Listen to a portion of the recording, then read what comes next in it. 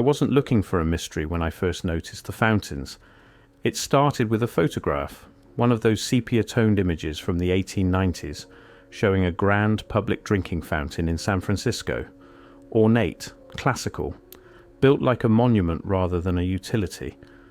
The kind of structure you'd expect to find in front of a palace, not on a random street corner, offering free water to anyone who walked by. And that's where things began to unravel. Because once I started looking for these fountains, I found them everywhere. Not just in San Francisco, not just in America, everywhere. Paris, London, Melbourne, Buenos Aires, Istanbul, Calcutta, city after city, continent after continent, all featuring these elaborate public drinking fountains that appeared seemingly overnight in the mid to late 1800s and then vanished just as quickly.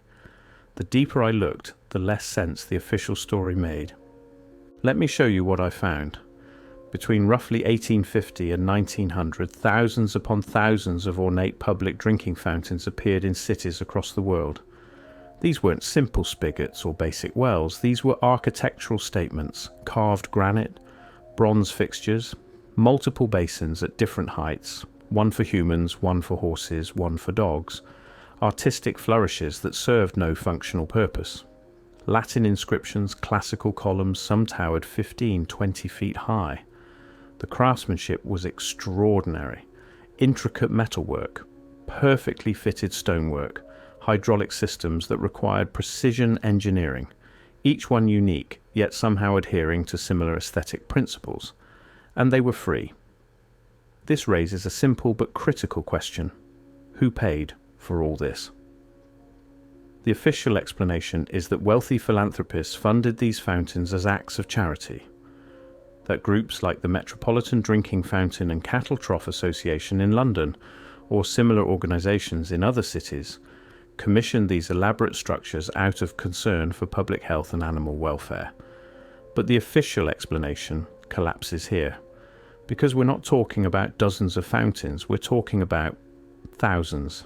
In London alone, more than 800 fountains appeared between 1859 and 1879. 20 years, 40 fountains per year, on average. And that's just one city. Multiply that across New York, Philadelphia, Boston, Chicago, then Paris, Berlin, Vienna, Rome, then Melbourne, Sydney, Cape Town, Bombay. The numbers become staggering. Tens of thousands of these elaborate structures, all built within a 50-year window, all funded supposedly by charitable donations, all requiring skilled craftsmen and engineers, all appearing in cities that were supposedly just beginning to figure out modern water infrastructure. The coordination problem becomes impossible to ignore. Here's where it gets stranger. These fountains required water systems, not simple wells, pressurized municipal water supplies, pipes, pumps, reservoirs, filtration. The very infrastructure, we're told, was still being developed during this period. I found photographs of drinking fountains in remote territories, mining towns in Nevada, frontier settlements in Australia, colonial outposts in India, places that officially didn't even have proper roads, yet somehow had functioning public water fountains with constant flow, serving free fresh water to anyone who needed it. How? Not why, not when, not under which municipal authority, but how? How did the infrastructure get there? Where are the records of who built the water mains, who maintained the pressure systems, who ensured water quality, who paid for the constant operation? The documentation is remarkably sparse. What we have instead are photographs, thousands of photographs showing these fountains fully operational, surrounded by people using them as if they'd always been there. No construction photos, no ribbon-cutting ceremonies for most of them. No detailed municipal records of planning commissions or engineering surveys. They just appear in the historical record, already functioning. And that's the first impossibility. But there's a second one that's even more troubling. Why water? I mean that literally. Why did this supposed golden age of philanthropic giving focus so intensely on providing free public water? We're told it was about public health, about preventing disease, about temperance, offering water as an alternative to alcohol. But the timeline doesn't support this. These fountains appeared before germ theory was widely accepted, before modern epidemiology, before most cities had any real understanding of waterborne disease. Yet someone invested massive resources in creating a world-spanning network of free water distribution points decades before the scientific justification existed. How did they know? More importantly, what did they know about water that we've forgotten? Because these weren't just distribution points. The fountains themselves often featured mysterious design elements, specific mineral compositions in the stone, particular metal alloys in the fixtures, unusual basin shapes that seemed to serve no obvious purpose. I found references in old texts to water from certain fountains having restorative properties or particular virtues. Not mystical claims, pragmatic observations. People preferred water from specific fountains and cities maintained their reputations. Was the water itself different? Was there something about the materials used in these fountains that affected water quality in ways we no longer understand? The deeper I looked, the more I realized we don't know. The knowledge was lost when the fountains were destroyed, and maybe that was the point. If you've enjoyed this investigation so far, consider subscribing. These patterns don't reveal themselves easily, and there's much more to uncover. Let me ask you something. When was the last time you saw one of these fountains? Not a modern drinking fountain, those sterile stainless steel things bolted to walls in schools and airports. I mean one of the old ones, the grand public monuments to free water. They're gone, almost all of them. Thousands upon thousands of elaborate structures built to last centuries vanished within a generation. The official explanation is that they were removed due to hygiene concerns, or because municipal water systems made them obsolete, or because automobiles replaced horses and made the animal basins unnecessary. But this explanation breaks down when you examine the timeline. These fountains didn't gradually disappear over decades as cities modernized. They vanished rapidly, often between 1910 and 1930. Cities that had maintained hundreds of functioning fountains for 50 years suddenly tore them all out within a few years. Why the hurry? And here's the strangest part. There's almost no public record of the removal process. No major newspaper campaigns, no civic debates about whether to preserve these landmarks, no historical societies fighting to save them. These massive public works projects were dismantled and hauled away, and contemporary sources barely mention it.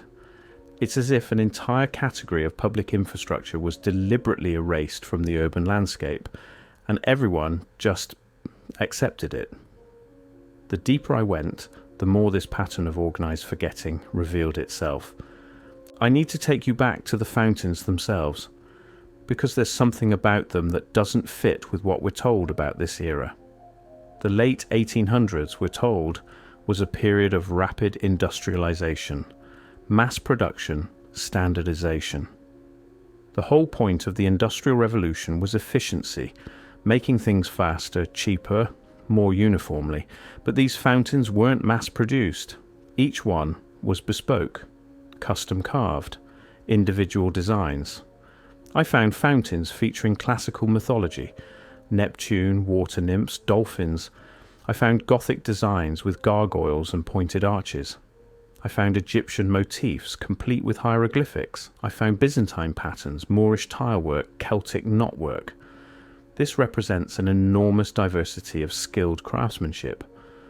Where did all these stonemasons come from? Where were they trained? How did cities across the world simultaneously have access to artisans capable of carving 15-foot granite monuments?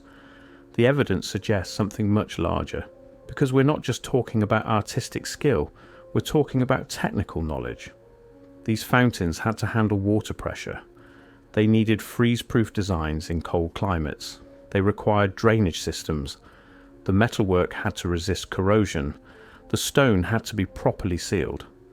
This required engineering expertise applied at an architectural level, repeated thousands of times across continents by different craftsmen who somehow all understood the same principles. Not coincidence, not parallel development. but coordinated knowledge, and once you see it, you can't unsee it. Here's what sent me down this path completely. I started mapping the fountains. Using old city directories, historical photographs, and archived municipal documents, I plotted where these fountains stood. And the pattern that emerged was impossible to dismiss. The fountains weren't randomly distributed. They followed precise geometric patterns, specific intervals, almost as if someone had planned the entire network before any single fountain was built. In London, they formed concentric circles radiating from certain central points. In Paris, they aligned along sight lines, connecting major landmarks. In New York, they appeared at regular intervals that didn't correspond to city blocks or property lines, but to something else, something I couldn't identify. This raises uncomfortable questions. If each fountain was supposedly the independent gift of individual philanthropists, why do they collectively form coherent geometric patterns? How did donors coordinate to fill in gaps in the network? Why would they bother? The official explanation, that these were ad hoc acts of charity, simply cannot account for the organized distribution pattern. It suggests planning, central coordination, a unified system. And that system appears to have served every city on Earth all at once before vanishing completely. This is where the mystery becomes genuinely unsettling. I started asking people about these fountains: historians, urban planners, architecture professors, municipal engineers, people who should know about significant public infrastructure in their cities. Almost no one did. And when I showed them the evidence, the photographs, the old maps, the archived records, I got the same response over and over. I never knew that. How is that possible? How does an entire category of public monument, thousands of structures that stood in cities for 50 years, used daily by millions of people, just disappear from collective memory? This wasn't ancient history. These fountains were still standing when our grandparents were children. There should be family stories, institutional memory, historical markers. Instead, silence. The pattern repeats with unsettling precision. City after city, the same gap in the historical record, the same absence of documentation about their removal, the same lack of public discussion about what was lost. It's as if someone wanted us to forget these fountains ever existed. And we did. Here's what kept me up at night: the timing. These fountains didn't just appear randomly across the 1800s. They appeared in a very specific window, roughly 1850 to 1900, 50 years. And that window coincides with something else that's impossible to ignore: the World's Fairs. Chicago, 1893, Paris, 1889, Philadelphia, 1876, London, 1851, city after city hosting these massive expositions showcasing new architecture that looked suspiciously old, classical, ornate, the same aesthetic as the fountains. And here's where it gets strange. Many of these fairs featured elaborate water features, fountains, cascades, hydraulic systems that supposedly were temporary installations built in months, then demolished immediately after. But what if they weren't new? What if the fairs were displaying what already existed? What if they were the last showcase of a previous civilization's capabilities before it was all dismantled? The pattern suggests something deliberate. The fountains appear. The fairs happen. Photography becomes widespread, just common enough to document what existed, but not common enough to have documented the construction process. Then, within a generation, it's all torn down. This is the window where Tartaria disappears from maps, where the old world becomes the new world, where classical architecture gets rebranded as Beaux-Arts revival, instead of what it might actually be: remnants.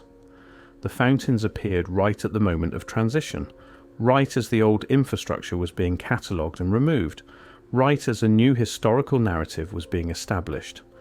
And photography, that's the key. We have just enough images to know these fountains existed, but not enough to understand where they came from. It's the perfect gap. The evidence was documented just before it was erased, as if someone knew that future generations would ask questions, and wanted to make sure there'd be just enough proof to haunt us, but never enough to prove anything. Once you see the timing, you can't unsee it. The evidence points to several inescapable conclusions. First, someone built a global water infrastructure network in the mid-1800s that was far more advanced and far more coordinated than official history acknowledges. Second, this network required technical knowledge, engineering expertise, and organizational capacity that shouldn't have existed in that era, not at that scale, not with that precision. Third, the system was deliberately dismantled and its history was deliberately obscured, not lost, not forgotten through neglect, actively erased. Why? What were these fountains really for? What did they do besides provide water? What knowledge did they represent that had to be removed from public access? And who coordinated both their creation and their destruction? I keep coming back to one detail that haunts me. In the photographs of these fountains, you often see the same thing: children. Dozens of photographs showing children gathered around the fountains, filling cups, playing in the spray, drinking freely. These structures were clearly beloved. They were woven into daily life. They served a real function that people valued. And then they were taken away, and we all forgot they ever existed. What else have we forgotten? What other infrastructure existed that we no longer recognize? What other capabilities did our cities once have that have been erased from the record? Because the fountains are just what's visible in photographs. What didn't get photographed?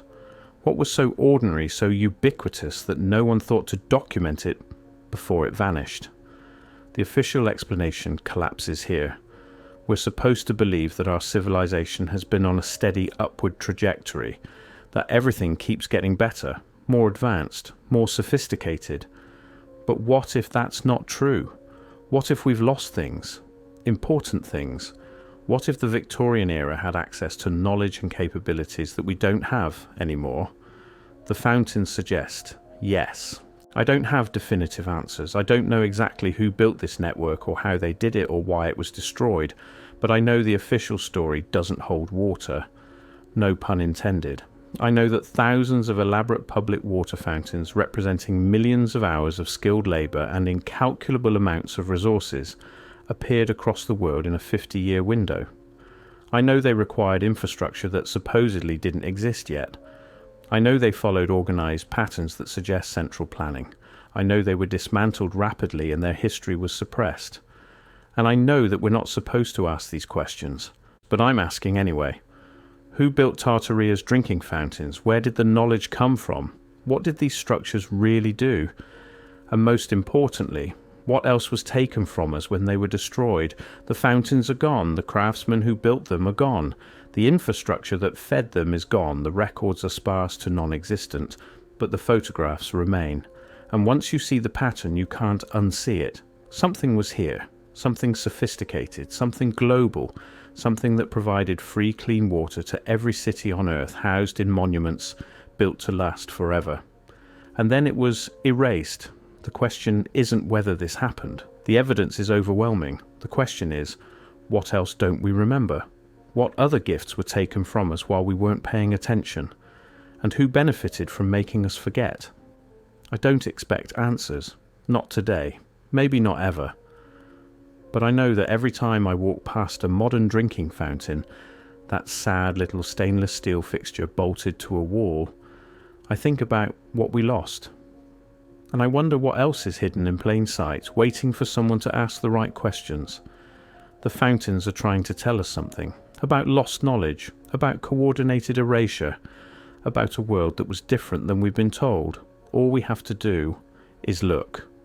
And once we start looking, really looking, at the world our ancestors built and the world we inherited, well, that's when things get interesting.